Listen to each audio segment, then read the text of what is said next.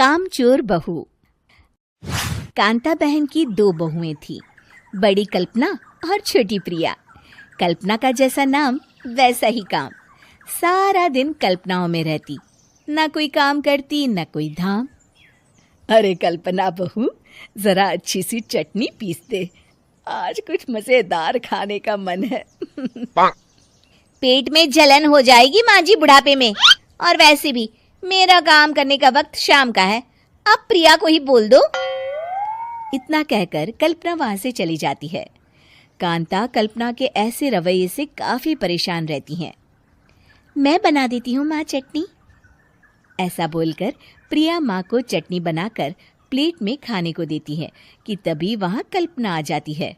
अरे वाह चटनी, जरा चक्कर तो देखूं, बड़े दिन हो गए। अरे नहीं बहू, तू तो रहने ही दे चटनी खाना, पेट में जलन हो जाएगी।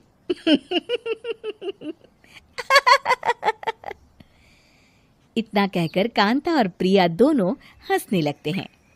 कल्पना सारा दिन या तो मोबाइल में यूट्यूब देखती या फिर सोती रहती। उसका कमरा भी बिखरा और गंदा रहता। एक दिन कल्पना का पति अशोक उससे कहता है, अरे कल्पना, जानवर भी उस जगह को साफ कर लेता है जहां वो बैठता है, तुम तो इंसान हो, कैसे इतने गंदे कमरे में रह लेती हो? देखो सारा सामान यहाँ वहां बिखरा पड़ा है। ज्यादा अपनी माँ का बोल ना बोलो। हाँ, कमरा तुम्हारा भी तो है, गंदा लग रहा है तो साफ कर लो। पता नहीं तुम्हारे साथ मैं कैसे जिंदगी बिताऊंगा। इतना कहकर अशोक वहां से चला जाता है। कल्पना बस खाना खाने कमरे से बाहर आती और फिर से कमरे में चली जाती। इससे कांता बहन काफी परेशान रहती। एक दिन प्रिया कांता से कहती है, माँ, मैं सारा दिन काम करके थक जाती हूँ, आप कल्पना दीदी से कहिए ना कि सुबह और शाम का काम बांट ले। मैं तो अब सिर्फ एक वक्त का ही काम करूंगी। हाँ।